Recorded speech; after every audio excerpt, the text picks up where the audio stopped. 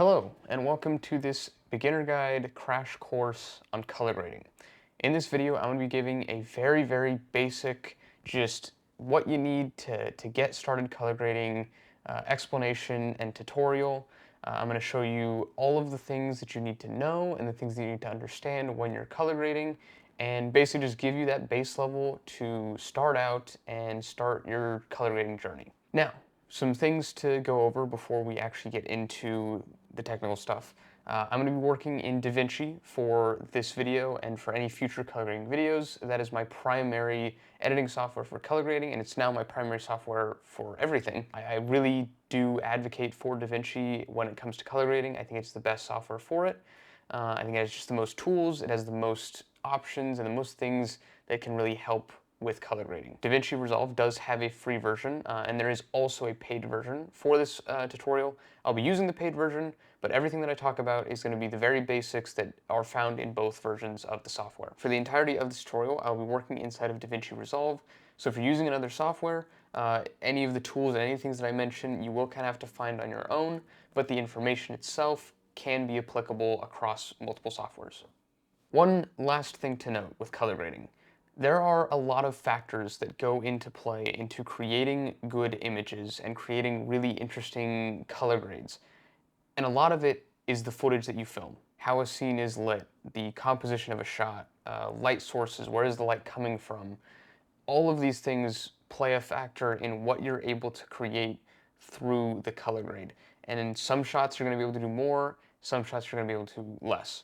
It also depends on what kind of footage you're working with. If you're working with Blackmagic raw footage, which is what I work with, you have a lot of flexibility. You can push the colors, you can do a lot more with it. But if you're working with phone footage, you're not going to be able to do quite as much. That doesn't mean you can't do anything, but you're not going to be able to push the colors as much. And that is something that just keep in mind when you are working with your footage. If you're saying, I can't achieve this look, or I can't do this certain thing, sometimes that's just a limitation of your footage. And a lot of the time, your color grade is something that you kind of have to think about earlier in production, and is oftentimes not something that you can completely tweak in post-production. You can do a lot, don't get me wrong, there's a lot that you can do with color grading, but a lot of it is dictated by what you've actually filmed and the footage that you're working with. Now, with all of that out of the way, let's get into this tutorial. Okay, here we are. We're in Davinci, or you're in whatever editing software you're using. What are we looking at here? This is the color page of Davinci Resolve, so this is going to show me all of my color tools. I'm going to have my nodes up here. I'm going to have my preview right here. I'm going to stretch that out just so we can balance out it a little bit better, or balance out a little better. Now, before we get into any color grading, we got to learn some stuff, okay? Down at the bottom right here, this is what's called scopes, and this one right here is the RGB parade. What does that mean? What does this do? Well, to demonstrate, I'm going to use this clip right here because I think it shows a little bit better. And all this is just a representation of the color and lighting of your image. So as you can see, as I move forward in this clip, these scopes match what you're seeing on screen. And with the RGB parade, as you can see, it splits the colors into red, green, and blue and separates them out. This is useful for adjusting exposure and also checking color, but there's another tool that's a little bit better for that. So the biggest thing to note with the RGB parade is clipping. So I have this footage here, and I'm raising the exposure, and as I am, all of the waves, essentially, are being pushed up. And when they get to the top, they do this thing called clipping. So when you have the scopes pushed so far to the top that you essentially can't see them anymore, that's what we call clipping, and it means you've lost all of that information. So anything above this 10,000 point line is gone. There's no information there. It is just pure white. If you go the other way with it, and we go all the way down, obviously, as you can see, we have clipped everything, and it is all black. So when you're color grading, you want to make sure that these scopes, for the most part, now there are exceptions to this, depending on if you're going for something a little stylistic, and it's fine to sometimes clip or just little parts of the image, but you want to make sure that the majority of your image is staying within the normal range. With color grading, a lot of it is subjective. So where you decide to put, the exposure of things can be up to you. There's a general set of guidelines that you want to follow. You don't want to obviously overexpose or underexpose your image. But for the most part, there is a lot of room for you to kind of just play around with it and find a look that you personally like. Moving on from the RGB parade, this is the waveform, which is the exact same thing as the RGB parade, except the red, green, and blue are all stacked on top of each other as one big wave, essentially. So again, as I play forward, you're gonna see the same thing. It moves with the footage. As I adjust the exposure, it does the same thing. Now, for me personally, when I'm color grading, I typically stick to the RGB parade when I'm dealing with exposure and dealing with color. I feel like it's a little bit easier to read, and it just looks a little bit more clear to my eyes. Now, the vector scope. This is one of the best ways to keep track of the color in your image. So what this is representing, and you can see these boxes around this circle. The R is red, magenta, blue, cyan, green, and yellow. And so as I move the colors of this image around, you can see that's going to red, that's going to yellow, that's going to green, it's going to cyan, it's going to blue, and that's magenta. And so this is literally just telling you where the colors are in your image and just representing that on a graph. It also helps show the saturation. The closer the information is, which is going to be represented by this like blob, that tells you how saturated or desaturated it is. If it's right in the center, it's going to be less saturated, and the further out it goes, the more saturated it gets. Now there's this line right here on the vector scope that is obviously different. There's a cross in the middle, but then there's this separate line. That is the skin tone line. And typically speaking, when you're color grading footage, as you're trying to just get it to kind of a base level, and you see this more when I do the demonstration, but when you're trying to color grade, the first step is always to balance out the image and to make it look as normal as possible, essentially, and then you start to add in your own flavor. The skin tone line indicator essentially helps you get the skin tones to the right color that they need to be as a great starting point to then build your color grade off of. We also have the histogram and this thing, which I've always struggled to pronounce. These two I never really use. The histogram is essentially the waveforms just in a different form. So instead of having it be up and down, it's left to right. So as I increase the exposure or I decrease the exposure, it moves based on that. For most of what I do, I can typically just stay using the RGB parade for that. Chromaticity is, it's something that as a beginner, and even in my case, even though I've been working, with Davinci for a couple years now, a few years now actually, I don't really need to look at this that often. It's there, and it's something that at a more advanced level you might need to use, but for the most part, you don't really need to worry about that. So the two main things I want you to remember from this: parade is used for exposure and checking the balancing of color, and the vector scope is seeing where that color is and kind of being able to read how saturated or desaturated the image is. Now, we're going to go one over, and we're going to look at the curves. Now, the curves are a way of tweaking the colors and adjusting the colors. So if we look at this, we have this line right here. The top of this line is going to be the highlights, the bottom of this line is going to be the shadows, and the middle area is going to be the midtones. So if I pull this down, you can see the exposure of the shot getting darker, and if I bring it up, it's getting lighter. And if I bring this up, you can see the shadows getting brighter, and if I bring it down, the shadows are getting darker. And then if I had a point right here in the middle, I'm going to kind of pull down the midtones or raise up the midtones.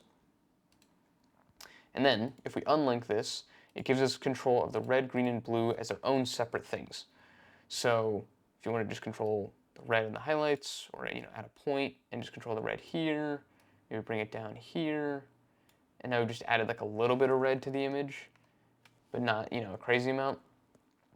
And you can do that with the same red, green, and blue values. And this is a great tool that I'll demonstrate later how it actually gets implemented. Next, we have the hue versus saturation, hue versus luminance, luminance versus saturation, saturation versus saturation, saturation versus luminance. For the sake of keeping this video short, we're just going to focus on hue versus saturation, and hue versus luminance. Just those three, because those are really the only three that I've ever used, and I don't even use these that often. What these do, if we're looking at hue versus hue, I'm going to look at this color graded shot, as this will give us a better look at kind of what it does. So we've got this color grade here, and this is actually what I'm going to demonstrate later on in the video, how you can actually get this look. And if we look at the hue versus hue, I can select a certain color in the image, say the skin, and I can change the color of just that hue. So it's essentially just selecting a certain color and it will only edit that color. And that's how all of these work. So hue versus saturation is basically just picking a hue, and instead of changing the color, it's adding or decreasing saturation to it. And then hue versus luminance is selecting a color and then changing the brightness of it. So luminance is just brightness.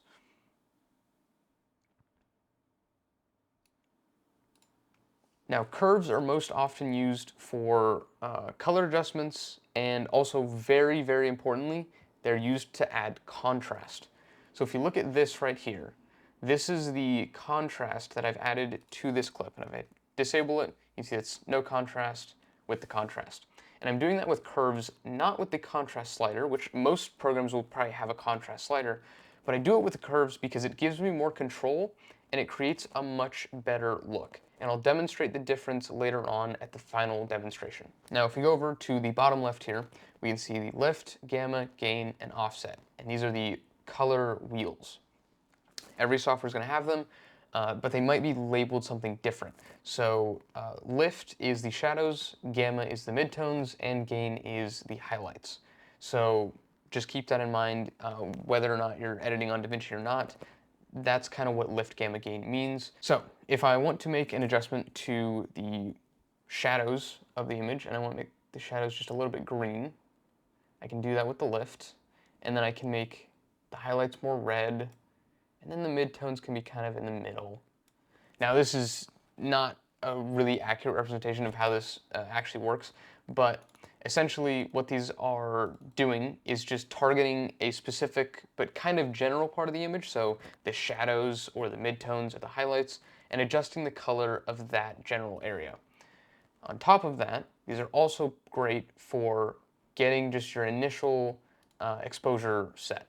So what I would do with an image like this is I'm going to start with my lift, and I'm going to bring it down. Again, remember to not clip, but bring it down however far you want it.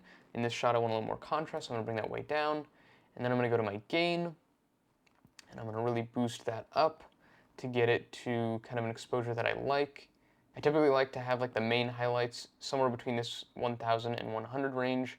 In here, if I want, especially for like a daytime scene where it is really bright, this is going to change depending on if you're doing like a nighttime grade or a more dark or moody grade. But for something for during the day, 1000 to 100, usually a pretty good range. And then I'm going to adjust the gamma, which is a slight contrast adjustment, but just very, very subtle. And so now I've taken a very flat image and I've gotten my exposure to a good starting point. The offset is just going to adjust the whole thing. So you can bring everything up, everything down, and then adjust the overall color of your image. And that is essentially all of the basic tools that you need to know in order to start color grading. So let's put it into practice, and I'm going to show you how I would color grade a shot. Okay, so the very first thing you want to do when you're color grading any shot is find what's called the hero frame. And the hero frame is just a good frame to pause on that's going to give you a good representation of the color and kind of what you're working with. So I'm going to pause right here. This is a perfect frame. There's no movement. It's just a nice, good still to work on that's going to represent the entire shot. Ooh, let me reset that. Okay, when working with log footage or raw footage like you'd see from a Sony or a Canon or a Blackmagic or even in a Red or an Arri, the first thing you want to do is convert your footage to what's called Rec. 709. Now, this can be done in a few ways, and this is one of the main reasons that I really like Davinci, is because they have this thing called the color space transform. And this tool will allow you to take whatever color space you're working in. So I'm working in Blackmagic Design Film Gen 3, Blackmagic Design Film, and I can input it and convert it to Rec. 709. So now I've just taken the footage from Blackmagic colors to Rec. 709. Now, first off, there's a couple ways to do this. If you're not in Davinci, you can download Rec. 709 LUTs for your specific camera, and you can turn your footage and convert it into Rec. 709. Now, the reason that you do this is because it helps you get to this very standard starting point. So what I'm going to do is I'm going to add another node back here. Now, there is a reason why I'm putting this before the color space transform and having the color space transform at the very end, but to keep this video shorter, I'm just going to link this video, which I've watched, that is super helpful and explained it perfectly to me. So just go watch that if you're really curious as to why a color space transform goes at the end and not the beginning.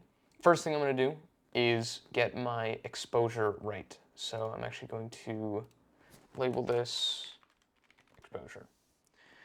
So I'm going to do that by using our lift gamma gain or highlights, midtones, shadows, whatever it is in your program, but using those tools and looking at my parade to kind of get the exposure to where I want it. Making sure not to clip anything and getting it adjusted to where I want. Okay, I like that. Good starting point. I'm going to add another node. If you're in Davinci, hit Alt and S, and that's going to add a new node. Next thing I'm going to do is I'm going to balance out the color. So as we can see, this is a very warm image, and it's not perfectly flat, which later on I am going to really push that, but when you're starting out, you just want to get that color to a neutral spot. So I'm going to take my offset here, and I'm going to be looking at my vector scope, and you can kind of see how it's not perfectly centered. The color is a little bit off. So I'm just going to pull it in the opposite direction and bring it right into the center. Still a little bit too much warmth.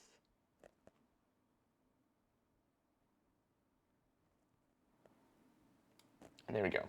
So you're just trying to get the color of your image just into the center of the vector scope so that it's just as like basic as it can be.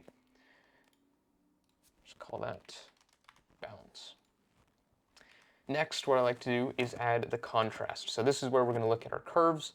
I'm going to add 4 points to the curves, 2 at the top, 2 at the bottom. What I'm going to do first is I'm going to take this very bottom one, and I'm just going to raise it up just a little bit, and I'm going to take this very top one, and I'm going to lower it just a little bit. And what this is doing is helping to keep us from clipping. So by just adjusting it ever so slightly, we know kind of not to go under that point, and this is going to leave just that little bit of extra room, so that way we don't push the exposure past that point to the point where it would be clipping. So then what I'm going to do is I'm going to bring up my highlights here.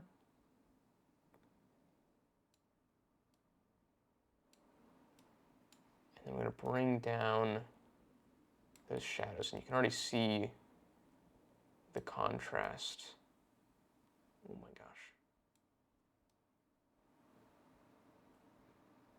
Coming into effect. And again, this is all just looking at the footage, just seeing what looks good, and just tweaking it as needed. I think that looks good. I really like that. Off, on. Now, why do I do this instead of using a contrast adjustment? Well, I'll show you. So if I were to just crank up the contrast, you get something kind of like that.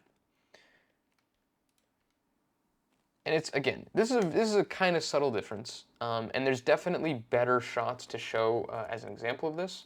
It just gives a little bit more control. First off, I have more control of where the contrast is and kind of what the colors, or what the contrast looks like. But it also gives a little bit more of a gradual nature to the contrast. And so instead of it being a little bit harsh like you get with this slider, it just looks a little bit softer and it looks a little bit more pleasant to the eye when you use the curves. And again, you have a lot more control over the contrast of the image. So I'm going to label that contrast. And now at this point, we've essentially done all of the groundwork and we've gotten our image, we've got contrast, we've got the exposure, it's balanced. Now we can have fun with it. So what I want to do with this footage is, because we're in the desert and because it's, Dune 2 just came out, I want to make this look like it's from Dune. I'm going to use a feature here that is not exclusive to Davinci, but I think Davinci does it best. So what I've done is I've grabbed this frame from Dune, and I say I want the color to look like this, because I feel like it's a close-up, the framing matches, and I really like the color of this shot. So what I can do, first off, is I can look at it on the parade and the vector scope, and I can see, all right, this is kind of where the color is. It's a little bit more yellow, but it's out to kind of this point. And then I can look at my shot and say, okay, we've got this blue, which is the sky, and our colors are still down here. So we want to bring it to that the yellowish tone. And one nice thing that Davinci has is you can do this kind of split frame image, which will help us compare the two shots later on when we've kind of tried to color match it as best we can. Use reference images. Absolutely use reference images, because it helps get you in just kind of a starting point to say, all right, I want the image to look like this, and I have a reference point of what I kind of want it to look like. That doesn't mean that you should just copy every one of your color grades, but especially when you're learning and you're practicing, this is a great tip for how to practice color grading. Find images from movies that you really like. So if I said, okay, I really like this shot from Dune, I liked the color, I liked how it looked, and I have this shot that matches very close to that. This is a big thing to keep in mind. I mean, you can. I'm not saying don't ever, but for managing expectations, when you're trying to match a shot from a movie that you like, keep in mind the lighting of the scene, the framing of the scene, the exposure of the scene, and all of that when you're trying to make your footage look like that scene. Because there's a good chance that your shot and the scene in the movie aren't going to be perfectly the same lighting-wise. So it's going to be a little bit difficult to match your footage to the movie that you've seen. In this case, we have footage that looks very, very close to this scene. However, the lighting isn't one-to-one. It's pretty close. This is a really good example, but it's not one-to-one. So it's not going to be perfect, but we're going to try and get it as close as possible to a point where we could say, yeah, these look very, very similar. So the first thing I want to do here is I'm going to adjust the gain so that we're getting more towards that color that this shot had. So as you can see, we're kind of getting there. One thing I like to do is just expand it to be the whole image. So that way I can just kind of flip back and forth. A big thing I can see is that my shot has a lot more variation in color, and that isn't due to anything that I've done. That's just based on the shot. As we can see, the subject in this shot has blonde hair, and in Dune, he's got brown hair. So you're not going to have that color in the original shot, but it is going to be in this shot. And so we can try to correct that, or we can try and get the majority of the image to look like our reference here. So I'm going to work with this.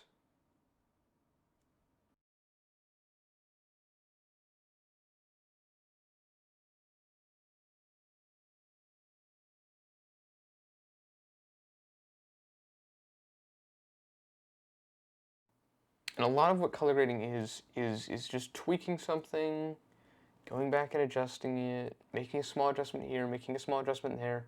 It's 1,000 small adjustments to get that final image. This isn't perfect. I could spend a lot more time and tweak the colors and use different tools to get this to be exactly like the shot from Dune. But for a quick tutorial and for the sake of saving time, that's kind of all that I'm going to do. And so hopefully, again, this was somewhat a step-by-step guide, but you know, hopefully you can just kind of understand the process of color grading, what it is, and kind of just how you can do it. With a lot of these things, once you kind of get to that color grading stage, after you've done the exposure, the bounce, and the contrast, that's where your creativity shines. That's where your personal look is going to come into play. And you're going to say, all right, what do I want this image to look like? What do I want this image to be? And so there isn't really a right or wrong way to approach that point. Once you've correctly balanced your image and you've got it into a good working space, after that, run wild and make whatever you want. Color grading is such a powerful tool, and it's something that I've loved learning, and it's something that I love practicing. It's definitely a very easy thing to just, you know, if you have footage to work with, you can just sit down, put some music on, mess around with the colors, and just practice color grading whenever. And it's just a very enjoyable and fun thing to learn, in my opinion. With that being said, thank you so much for watching, and I will see you in the next video. Bye-bye for now.